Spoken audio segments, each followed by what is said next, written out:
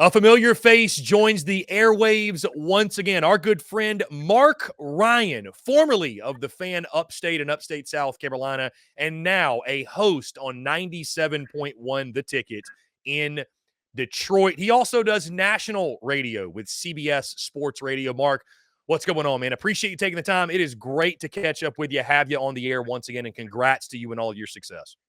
Man, I truly appreciate that, brother. Little heads up, CBS Sports Radio is now Infinity Sports Network. So that is a quick little change too as well. So got a new network there. The national show airs every single Saturday, 5 p.m. to 10 p.m. Eastern time. So I know folks in Columbia, Greenville can still listen in. Brother, it's been a dream. It's so good to catch up with you. You know, when you go off to college as a kid, you miss the little tastes of home, you know, and coming on with you again, which I hope we can do more often again. With my current schedule in Detroit, it seems lately like Monday and Tuesday are my weekend, you know. So I'll tell you what, man, it's great to be back on with you again. Let's try to rile up the people in the Carolinas today if we can. All right. I think that'll be pretty easy, Marc. I was going to ask, what's it like an SEC man being in, I guess, what's Big Ten country, Detroit, Michigan? How has Detroit been? If you also want to give the people, you know, again, I mentioned 97.1 The Ticket, but when are you on? What are you talking about? Obviously, you've got the Pistons, the Red Wings, the Detroit Tigers, the tons to get into. But what's Detroit been like for an SEC guy? Man, it's been a lot of fun. You know, I've run into, Chris, that you're not getting a lot of people trying to pump their chest saying we're better than the SEC. There's a lot of pride for Michigan. Obviously, I would say the dynamic, you know, when we were in the Carolinas, Chris, we polled our audience.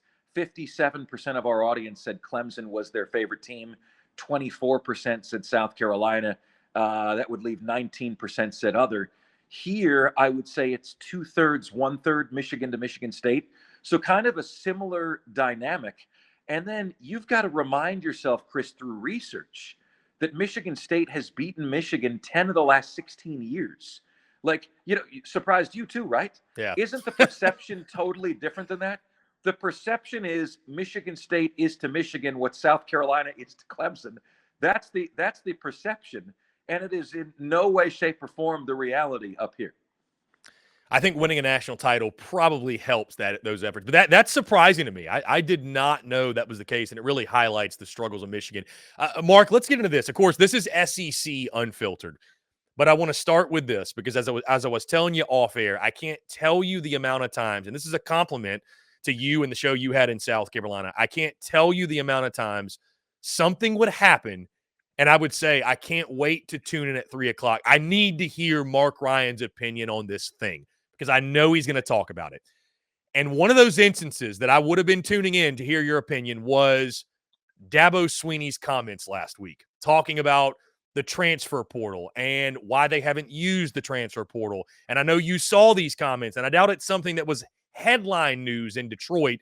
But when Dabo Swinney said, you know, they got to love you two in the portal. This is why we didn't get guys. And, you know, essentially, we got a whole bunch of transfers. All of our recruiting class transferred in from high school. Then he went on and said that the reality is the guys in the transfer portal, they're just not good enough to play at Clemson, or they're not good enough to play for Clemson. Marc, I've been dying to hear your thoughts on what Dabo Swinney has said about the portal. Clemson just one of 4 college football teams that did not sign a transfer. The 3 service academies and then the Clemson Tigers. Your thoughts on Dabo's latest comments and just Clemson's lack of utilization and embracing of the portal? Well, look, Chris, I'm going to start by saying I applaud Dabo for his values and how he wants to run his system. And Chris, you and I have argued about the direction of college football. Okay. You know, we're separated by just a few years, you and I. Okay. Not many at all, really. Pay no attention to the protruding gray from my beard. Okay. But, you know, like I get the sense that the older generation really has a strong distaste for some of the new direction, and the younger generation is more accepting of it. Listen, Dabo is right with how he views and how he has a disdain for the transfer portal. Brother, this is ugly, this is evil, and it stands for all that's wrong with college football.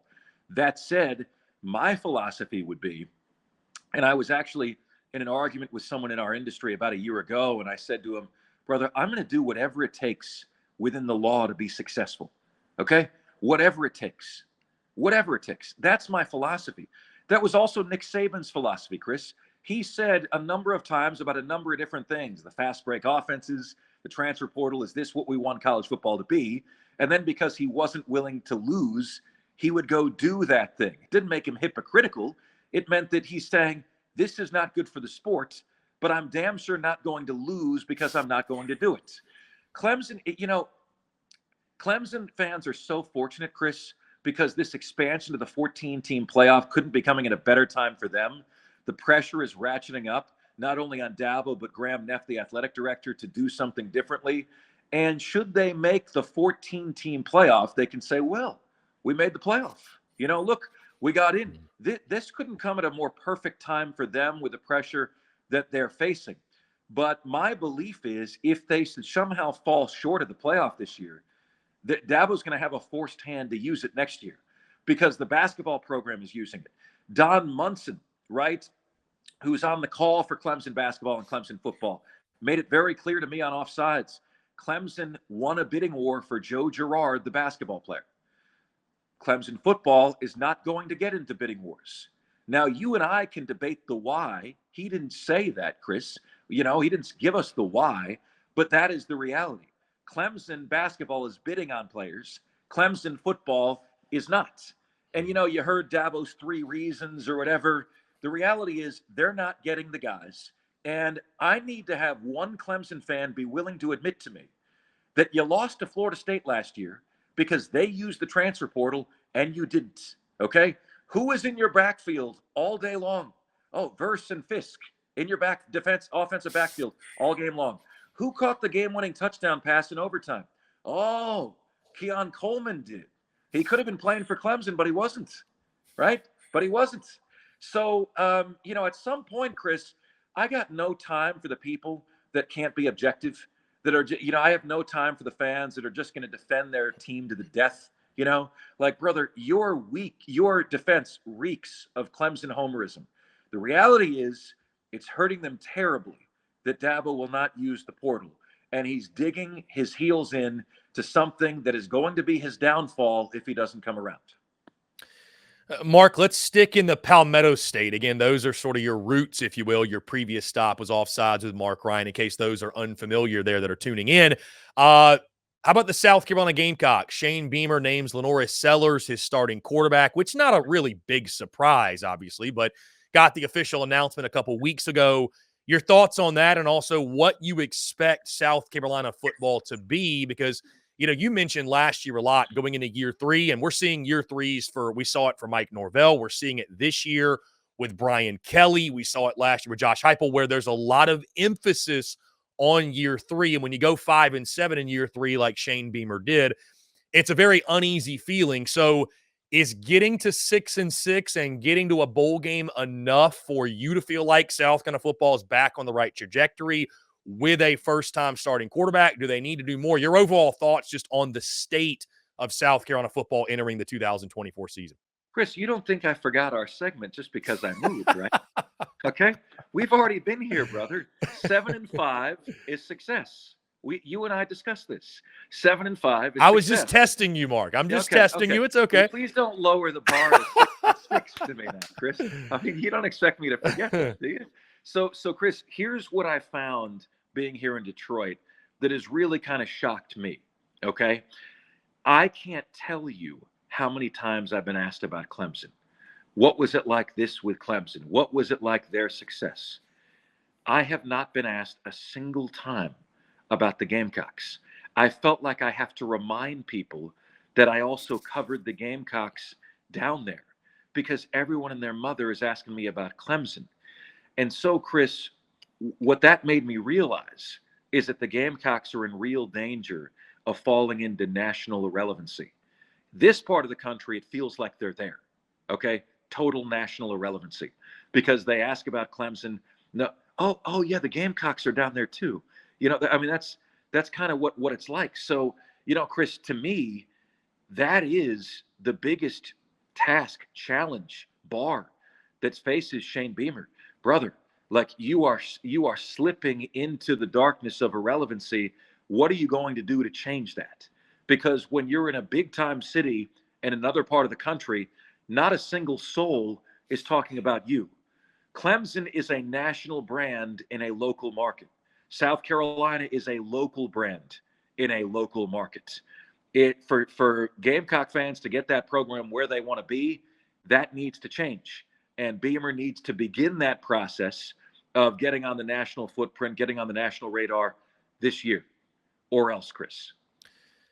Mark, I'll just put you in the spot. Again, the reason I love having you on and the reason you and I get along so well is that we embrace the bold opinion, we state our minds, and we kind of just let the results take care of themselves.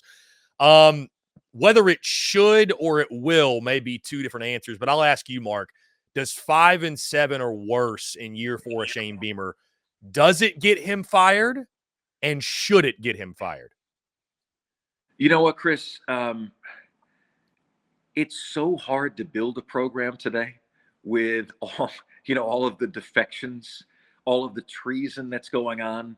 We've lost the meaning of the word commitment. You know what I mean? So to me, it would come down to, do I think Shane Beamer's the guy that can get us to national relevance? And Chris, I haven't seen that yet. How long does it take? How long did it take Kalen DeBoer at Washington to get to national relevance? You know what I mean? Sometimes it took his dad, Frank Beamer, quite a long time, but he was taking off over a program, Virginia Tech, that was in far worse shape than the one, the Beamer took over essentially a middling program, kind of a middle of the pack program. That the 2-8 season from Muschamp was not what the other stage of his career is. He's been worse than Will Muschamp at South Carolina. I don't want to hear about recruiting. I don't want to hear about anything. The only thing that matters is the 1-loss record. Okay. He's been worse than Will Muschamp. So at some point you have to ask yourself, is this guy the guy that can move the needle for us nationally? You're not going to, no one thought that in the modern era that Clemson could win a national championship outside of 1981, right? In the modern era, post 2000, no one thought you could do that in the state of South Carolina. How do you do it? You recruit regionally, you recruit nationally. I applaud the work that Beamer's doing in the DC area, but brother, in order to get that program where he needs it to be, there needs to be 4 or 5 DCs across the country, and he's not there yet. So I would be watching, if I'm Ray Tanner, with a real careful eye this year. Yes, you don't want to penalize Beamer for being a new coach and having everyone defect and everyone leave the program. And, we've seen it happen to Clemson where they've got 12 guys leaving, not a single guy coming back in through the portal, right? But you gotta go with your gut. Is he the guy that can, that can stir things up enough to create a national interest, to create a national brand? And the early signs to me, Chris, are pointing toward no there. How would you answer that same question? If they go 5-7 or worse in 2024, will he be fired? Let's just say they go 5-7. I think 4-8 or worse is a much different conversation because there should be 4 kick-in wins on that schedule. So, if you're only winning 4 games, certainly if you go less than that, say you lose to Vanderbilt, I think change could and should happen. Let's just say they go 5-7, though, for the sake of the conversation. Will there be a change? No, I don't think so. I think 2025 will be pinpointed as the year. Should there be a change? Yes. I think South Carolina football should move on because in this day and age, you just don't get 5, 6, 7 years to build a program. And again, with 4 basically kick-in wins on the schedule, if you go 1-7 in your, let's just say, toss-up or games, competitive games, if you go 1-7 in those, Mark, that can't be good enough. I don't think he will be fired, but I can say confidently that I think it will be time to move on for South Carolina football. Again, certainly there's different context needed, how it looks, whatever, but I don't think 5-7. Back-to-back missing bowl seasons, you don't typically survive that in the SEC for good reason, unless you're at Vanderbilt, which if you start accepting 5-7 or worse, you're going to turn into Vanderbilt, I'm afraid. So, yeah, I mean, it's year 4. It's year 4. Right. It's go time. It's go time. You've gotten all the excuses. You've gotten the patience.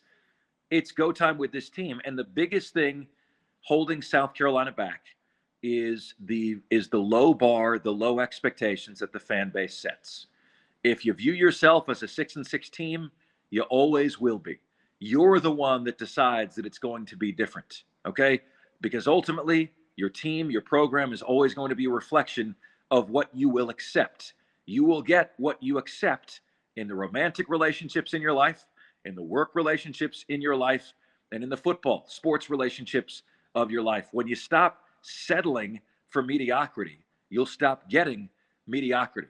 So, any South Carolina fan that tells me that 7-5, 6-6, 5-7, with the schedule this year, Chris, I could see 7-5, but 6-6, 5-7, if that's good enough, you're part of the problem. So let's go to a place, Mark, where expectations, we don't have to worry about the expectations there because this coach isn't going to survive back-to-back bowlless seasons. He's not going to make it to year 4. That's Billy Napier. Your thoughts on... Chris, I got to go. It's my time is up here. No, this is a positive conversation, Mark, because I tell you this, you look at, I think Florida's fascinating, by the way. I know everybody's down on Florida, and I'm not sitting here saying I'm going to be picking Florida to go 10-2 or anything, but like, there's a world where Florida goes 4-8. There's also a world where Florida starts the season 5-0. You and I were talking off air. For that to happen, or for even a 4-1 start, let's say, because you look, you've got Miami in the opener. I think Samford is week 2, I believe. Then you've got some winnable games, though. A year 1 Mike Elko at A&M coming into the swamp. You've got UCF. You've got Mississippi State. It is in Starkville, but again, a year 1 Jeff Lebby. So Florida could actually get off to a hot start. And I think early in October, Mark, we could be talking about the Gators as being one of the surprises in college football. What is your overall feeling? Also, Florida just picked up a big-time wide receiver transfer out of the portal, Arizona State guy. I know, again, you have mixed feelings on the portal, but if it's going to be there, like you said, use it to the best of your ability. Your overall feelings on Florida this year, are they being slept on? We know that schedule is daunting, and you mentioned the Miami game. How important is that game in your mind, a 3:30 kickoff in the swamp, to get this thing off on the right foot? And obviously, what's a pivotal year for Billy Napier? Yeah, you don't win the Miami game, you can keep your TV off for the rest of the year if you're a Gator fan, Chris. I mean, it's that important. Nothing that you want to achieve is plausible or possible without a win over Miami in that first game. Chris, sports totally bent over 2 teams with the schedule. Florida, and I'm not sure if you saw it last week, the Pittsburgh Steelers. The Steelers in the AFC North have the most difficult division in the whole NFL. They give them all 6 of their division games, okay? Bengals, Ravens, Browns, 3 playoff teams in the final 8 weeks of the season. The other 2 games in their 8 weeks of the season, Kansas City and Philadelphia Eagles, who played in the Super Bowl last year. And if you look at Florida's last 5 games, brother, there hasn't been a more difficult 5-game stretch in the history of college football. Guys, Florida doesn't have the hardest schedule in college football this year. They have the hardest schedule all time. So the difference between Florida and South Carolina is no one at Florida, anytime, anywhere, would consider 6-6 a successful season. That said, I like to say we can be a bit of a reasonable bunch, okay? 6-6 gets Napier back for another year, okay? Because we understand that, yes, Florida expects to be at the level, above the level of these great teams on the schedule, but Napier hasn't had the time to get it there yet. It's kind of a perfect storm. And should he go to a bowl game this year, Chris, if they fire him, that would be a crime, because he's doing a lot of good things, rebuilding a culture, a foundation that had developed a lot of cracks. And, even a blind man can see that. And I think, Mark, too, when you're stacking the kind of talent that Billy Napier, I mean, it's you can't deny the kind of talent they're bringing in. I'm not sure if you got to look at the Florida spring game or saw any highlights on social media, but DJ Lagway looked pretty good. He looks to be the man of the future. What's your excitement level for Lagway? And based off what you've seen, I mean, I imagine you got to be pretty fired up. You know what I'm most fired up about, Chris? In an era where, again, we've lost the definition of a commitment.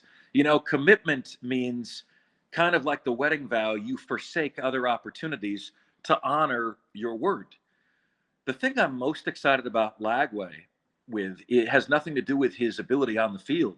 It's that I just keep reading and hearing and seeing how great of a kid he is and how much it means to him to be a Florida Gator. In that sense, Chris, like it's like he wants to be the next Tim Tebow there, you know? And that's something that warms the cockles of my heart, brother. I mean, it really does, because that's something that's dying in this era of college football. You know, like that's something that really draws all of us to college football. Chris, I mean, consider this. We are, as a country, a nation of nationalist elitists when it comes to sports. We only like the best. We only watch the best. Okay. Um, is the UFL or XFL going to work long term? No, never does. Right. We like women's tennis better than men's. Why? Serena Williams. Name for me the 3 best male Americans tennis players. I'll wait. Okay. We like women's soccer better than men's soccer. Why? Women win the World Cup. What do the men do? Okay. We are nationalist elitists when it comes to sports. The one singular exception to that was college football. We loved and watched college football. Why? Right? Why? Because of the bond and the emotion and the blood, sweat, and tears, and you went to school there, et cetera, et cetera. We knew it wasn't the caliber of product that the NFL is, but we loved and watched it anyway because it was different. Well, if you're going to make college football the NFL, the same except no exception is going to be held. We're just going to watch the NFL because college football was different. That's why we watched it. Part of that, Chris, was the bond that the players had to your school, which was the same bond that you had to your school. Lagway, man, it feels like I'm watching 1990s football when I listen to that kid, when I hear his commitment level, when I hear his character, when I hear from him what it means to be a Florida Gator. I'm getting emotional here, Chris. And certainly a great leader, and is going to be electric, I think it's safe to say, on the field. Let's go, Mark, I want to go a different direction because, again, you're someone that you have very strong opinions on the portal, NIL, what it's doing to college football. You just mentioned how much it's changed. I want to go to the extreme. The Ole Miss Rebels, a team full of mercenaries. Nobody's embraced the portal arguably more than what Ole Miss has done. Are you buying Ole Miss this year as a legitimate playoff contender and maybe even more with a roster full of very talented players assembled via the portal? Yes. Yes. Alabama's in a transition period.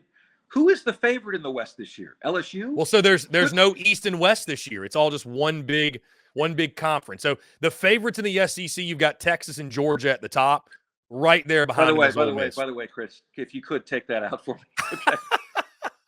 Can you take that out for me? I got you. Yeah. I got you. Dude, that's against something I know, but it's just like I haven't been in that space the last couple of months. It's easy to forget, though, because we've still got East and West in college baseball, or at least SEC baseball right now. So, anyways, Ole Miss is typically your third best odds to win the SEC in Vegas. Yeah, so let me tell you, Ole Miss to me is absolutely an SEC favorite, right? Absolutely, they're an SEC favorite, and they're one of those schools, Chris, where the 4 and 5 stars aren't going to choose them first. They kind of get a lot of the sloppy second chances, right? But they're a great choice if you're looking for a second chance because you do play in the SEC, and Lane Kiffin has shown what he can do with that talent, even if he doesn't get it on the first market, even if he has to get it on the secondary market. Look, I really like what he's doing, and with the transfer portal for a school like Ole Miss gives them a pathway to win at the highest level that did not exist before the transfer portal came into the fold. So for me, Chris, Ole Miss is one of the programs, not just teams, programs that have been helped the most by the transfer portal. Who else?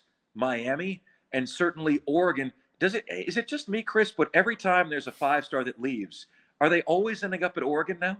I mean, that Nike money is just funneling in and going to everybody. Like Oregon through the transfer portal has become a national brand.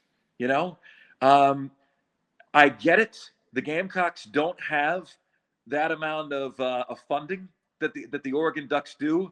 They don't have Nike in their backyard, but that's the challenge that awaits Shane Beamer. Because prior to Chip Kelly and the uniforms and the fast break offenses and the Phil Knight connection at Nike, Oregon was a nondescript vanilla national brand. much in the line of like a Minnesota, right? Nondescript Illinois, nondescript national brand. And they've made themselves a national brand. How do you do that if you're Beamer? Lane Kiffin is making Ole Miss a national brand. He's making them nationally relevant, Chris. And in the end, in the transfer portal era, that's what this is about. Mark, Texas and Oklahoma begin life in the SEC this season. What are you expecting from those two schools? Again, obviously very passionate fan bases. Texas, one of the favorites to not just win the SEC, win the national championship. Oklahoma, more in kind of a transition period. New starting quarterback, questions in the offensive line. Your excitement, obviously, as a college football fan, to see these two schools enter the SEC. And do you think they get humbled, or do you think that Texas and OU find early success? Texas is another team, man. The highest grossing athletic department in the country financially, right? You're seeing what they're doing in the transfer portal as well. Is this what we want college football to be? Absolutely not.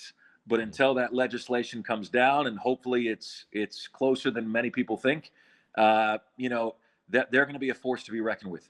I would love to see Oklahoma and Texas come into the SEC and really take it on the chin with 5 and 7 seasons. But lately, Chris, it's felt a lot more like Major League Baseball, where you can kind of buy your way to success. And I know Oklahoma and Texas have the funding. I think they're going to both enter the league as top 5 members of the conference immediately. I mean, I expect them to finish both top 5 in the standings immediately. I just ask, can we all agree on this? None of us want Texas or Oklahoma to win the SEC year one. We got Chris. I was one of my worst takes ever, and there have been a few. Was like, oh, Missouri, the hell is? And I still think Missouri is an odd cultural fit. But what did they make the SEC championship game like their first 2 years in the SEC? I mean, that was an embarrassment for like a Big 12 or a Big 10 team to come into the league and do that. You don't want the newbie in your league to come in and win the league right off the bat. I don't think Oklahoma is there. But I do think Texas is, man, and I think it's going to be fascinating to see. If in my power ranking for the SEC to start the year, Chris, I mean, I got Georgia 1 and Texas 2. Then Ole Miss or LSU. I need to decide who's last on the medal stand there in third place. But I'd have Georgia 1, Texas 2. I think they're right there. Mm-hmm. Speaking of Georgia, Mark, I want to stick with them. Are they your team to beat in college football this year? And I ask you that because, again, you're up in Detroit, and I know you said it's dominated by Michigan and Michigan State, but most would argue that if it's not Georgia, it's Ohio State. Have you heard any of those conversations? And do you think Michigan will have a say in that this year? Because I think most folks are kind of just expecting you lose all this talent, you lose Jim Harbaugh. I know they feel good about Sharon Moore, but most folks are expecting Michigan to take a pretty sizable step back. Is that fair, or do you think the Wolverines could play a part in that conversation? Michigan's strategy for their next head coach, Chris, would not have been mine. You go through history, and you know what? We've established such a winning culture here. We're just going to move on the next in line. We're going to keep that culture. You look at the history of college football, that doesn't work. Mm-hmm. What results is the most painful thing for the fan base, and that is a steady regression to the mean. You win one game less the first year. Chris, Larry Coker won a national championship at Miami, okay, following a legend. And then he had a slow regression to the mean because he wasn't the guy. The discipline started to fall off. South Carolina baseball felt this, Mark. South Carolina baseball felt the exact 100%. Same thing with Chad Holbrook. Yeah. What 100% Sharon Moore would not have been my move. You know what would have been? What Alabama did with Kalen DeBoer. 2 totally different philosophies. Alabama had the balls to say, this guy has no ties here. This guy has no connection here. It's going to take him some time. It's why I'm not picking Alabama to win right away this year. I think there's going to be some lumps, some growing pains. But, brother, that's what I would have done. I would have the hell with SEC connections. The hell with is he from the South? Brian Kelly is already showing you, like a great coach is going to win anywhere. Right? A talented host, Chris, in media is going to win anywhere, right? Kalen DeBoer would have been my strategy. Go find the best head coach. I don't know what Sharon Moore is as a head coach. I know he's a very emotional assistant coach. To me, I see 9-3 for Michigan this year. And again, Ohio State, what I'm seeing, what I'm hearing is this is the most talented Buckeye roster they have ever had. It is very much, if not now, when for Ryan Day. And God forbid, in a year in which this is not supposed to happen, I guarantee, Chris, he's not the coach in 2025 should they lose to Michigan this year. I would agree with you there. Hey, Mark, something just came to mind because, again, the NFL draft was in Detroit. Was just thinking about that. I'm curious. Again, I love your passion for college football and how you feel it should be. And again, in a world where there's so many different opinions on the portal NIL, like I love the fact you're willing to take a strong stance. So I'm curious, did you spit up your drink or maybe even vomit when you heard Nick Saban openly talking about tampering? Yeah, no, I get that, Chris. I understand that. That absolutely blew me away, and I was like, where is this? Where is this coming from? What is the origin of this? And you know what it made me say, Chris? Boy, Nick Saban's going to be great at this TV thing, right? Like he's going to be great because he's coming in. You and I have talked about this off the air, Chris. The need to be willing to be disliked, you know. And that word, that's a T word, right? There's another T word that can get you in trouble. This is another one. For him to be willing to do that and go on the air and do that, and the things that he said about A&M that had Jimbo Fisher get his panties in a twist, shows that he's willing to go on the microphone, Chris, and not run from the hot button issues. Those hosts who are willing to be disliked are going to have great success. Those hosts who want everybody to like him, far less so. Marc Ryan of 97.1 The Tickets in Detroit. Mark, last thing, and I'll get you out of here. I know you as well as anybody that you are just like me, a huge fan of the college football video game. We got a trailer for it. Your thoughts on the trailer? Will you be purchasing the game? And again, your excitement level for the game. I am a proud already owner. I have already pre-ordered it. So NCAA football 2025 EA Sports to the game. I was waiting for that. What did the folks in Detroit think about your I'm sure you've done that on air by now. What do they think about it? They said that is the guy from EA Sports, right? I love that. By the way, Chris, I got to tell you this. The afternoon show here has made a drop of me saying, "Can I get an amen?" Oh, that's great. So that's great. they have a drop. And like, you can't listen to the afternoon drive show here for an hour without hearing that play a few times every single day. The drop. Can I get an amen? They just throw it into their conversation. It's fantastic. So it's in the game. We're going to have to make that a drop as well. But dude, listen, not only are we going to be having the game, owning the game, brother, how the hell have I not been invited to your online 24-person dynasty just yet? How have I not been included in that, invited on that? I thought we were friends. Now, Chris, okay, here's what I don't know, having all this stuff hit while I'm moving. Should I get a PS5 because I have a PS4? Do I need a PS5? Like, if you have a PS5, can I play you on my PS4? Or like the backwards compatibility, what is that like? Do we have to have the same system to play one another? So they are only releasing the game on PS5 and the newest Xbox. They are not releasing it on any older consoles. So not even PC, not even, at least initially, not even PC. So, and also it is cross-platform. So for example, if you wanted to get an Xbox, I have a PS5, we could play each other online. The online dynasty, apparently, which I think is crazy, is not cross-platform. So if you have an Xbox, I have a PS5, we can't play online dynasty together. We are like the big dynasty. Can we do an online season together?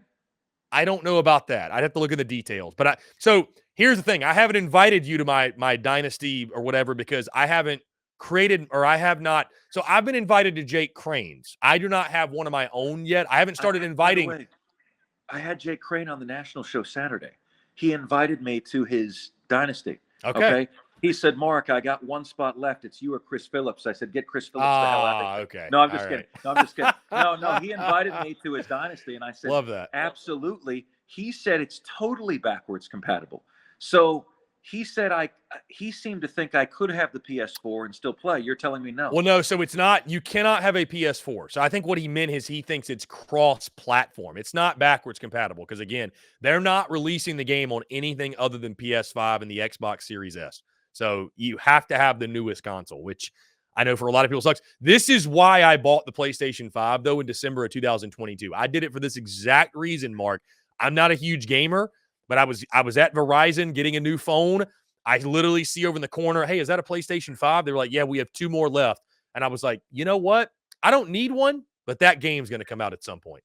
I'm so glad I did that. So, yeah, I mean, I would love to invite you to the Dynasty, man. I will certainly have you. I've chosen App State, by the way, as my team. I'm gonna build App State into the national championship power they deserve to be. So that's kind of the thing we're doing in Jake's Dynasty is we're taking smaller programs, your G5s, and building them up. So put you on the spot. Who do you think your program would be? You're obviously not going to take a Power 4 or Power 5. Who would you go with? I think Appalachian State is kind of a weak sauce pick for you, Chris, because they've already gone to the big house and beat Michigan. I mean, that stuff wouldn't even exist in a video game. So you're kind of taking a team who has already been there and done that. But haven't won a national title since they left D1 AA. Have not won a title. I don't think they're going to let me take Furman. So give me like Trent Dilfer and UAB. Okay, that's a good one. That's a program that was dead, right? Dead, brought back from the ashes. I love the fact that I'm in Alabama. If I'm Dilfer, I'm using the fact that Saban is gone to try to get more of that in-state talent to come there. Hey, man, you want to be fourth string at Alabama? You want to be a star here? You know what I mean? They've got the city of Birmingham behind them. They're trying to go from being on the back page in Birmingham to being on the front page. I think there's something there, man, that I like, that I can build on. But Chris, we got to, look, man, you want to, as a recruiter, like you're going to have to pitch to these recruits in the video game. Okay. You're going to have to pitch to them. You want to be able to say, come do something that has never been done before. Okay. And you got a brand at Appalachian State. I want you to choose a school, Chris, where you have to build the brand. Chris is taking Toledo to the promised land. Okay. That's what I want to see, Chris. Okay. All right. I mean, hey, listen, I'm my recruitment's still open. And unfortunately, to your point, Mark, committed doesn't mean what it used to anymore. Chris, Bowling Green's taken. Bowling Green's actually taken, believe it or not. Yeah. Bro, you're driving up here to Detroit. I've now made this drive a few times. And Bowling Green is okay. It's a shame I don't know this, Chris, because I drive through. It's in Kentucky, I want to say, right? Yeah, I think so. Yeah. Okay. Bowling Green's in Kentucky, but there's a line right there, Kentucky and Ohio, and it's like right on the line somewhere. Brother, you feel so bad for them. Like their stadium, Chris, is right on the highway. It looks so weird. There's like nothing but farmland, and then there's like a gas station, and there's Bowling Green's Falcon Stadium, and you're like, oh, I see the problem. Like immediately you see the problem. Right? It's like there's like a Dairy Queen and there's Bowling Green Stadium and there's nothing else. And it's along the highway. And it's just like, oh no, guys, this is why Chris, if you can make chicken salad out of that, brother, you can make chicken salad out of anything. But the bottom line is, darn it, man, you're making me have to buy a PS5. I condemn you for that, but I will be in line with you, my friend. Hey, we got to do this again, man. Let's do this again. This is fun. We definitely will, I promise, Mark. And tell the folks, by the way, where you're at now, where they can listen to you. I'm sure there's many folks out there that are seeing you, hearing you on our airwaves that are thinking, where can I catch Marc Ryan now? Yeah, guys. So 97 won the ticket. Just like with the fan upstate, it's on the Odyssey app, AUDACY. 97 won the ticket. Of course, if you are in Detroit, you can listen there. Guys, it's one of the top 5 stations in America, and that's not my opinion. It was just awarded as such in February. This station has won Marconi Awards for the best sports station in the country. It's a true honor to be on, to be at such a station. Right now, I'm posting my schedule each week because it's changing, and I'm really loving it, man. So this week I'm on 10P to 1A. I am doing my national stuff. I hosted the Zach Gelb show 3 to 6 nationally on Friday. So I'm having a lot of freedom and a lot of flexibility, and my schedule's changing week to week, which has been really, really cool and a ton of fun. And what I've learned here, Chris, that I haven't experienced anywhere else, wherever you're hosting here is a primetime show. Okay. Like wherever you are on the schedule, it's, like Saturday, for instance, I was on from 10 a to 2 p on Saturday, wall to wall phone calls, wall to wall text messages. This station is the soundtrack for the life of Michiganders. And it doesn't matter if they're in Detroit or not, people from all over Michigan are listening to this station. Chris, I was yesterday years old when I learned that Canada is 30 minutes away from me now. Canada is 30 minutes away. And we're taking calls from Windsor, Canada. We're taking calls from California because people are so tied into the Detroit sports scene. And when people leave Detroit, they still call in to support their teams. I haven't experienced anything like this, man. It's like if a national show was in a local market, that's what you're getting to do. And I'm loving it, Chris. I post my schedule every single week on social media. So people can tune in and listen. And with the combination of this and then getting to do the national stuff, CBS Sports Radio, which is now Infinity Sports Network, man, I'm living a great life. I'm truly blessed, and I really appreciate all the support. And Chris, one of the things that, every time somebody hates on you, Chris, you know what I say? I say thank you. Thank you, because you just added potentially more fuel to the fire. And one of the things that quite a few Gamecock fans said to me actually is, Mark, look at your career arc. You were in Tampa and Orlando and then Greenville. Must not be going so well. Well, first of all, I chose to be in Greenville. Greenville's an incredible place. Okay. Anyone would be honored to work in Greenville. How dare anyone put Greenville, South Carolina as some sort of diss? It was an honor to live there. It's an honor to be there. It's an honor to host there. At the same time, Chris, I had quite a few say, you'll never work in a bigger market. And I would say, how do you like them apples, guys? How do you like them apples? When you hate that, number one, they don't hate nobodies. Number two, you're just adding fuel to the fire. So keep hating on my guy, Chris Phillips. Look at what he's doing with SEC Unfiltered. Keep hating on me. Never going to host in a bigger market, or now a full-time host at a top 5 station nationwide. Thank you very much. Thanks for playing. Mark, well said, my friend. We'll have you back on again. Congrats to you and your success, and this was a fantastic time. And let's do it again soon. Let's do it, brother. Thanks so much.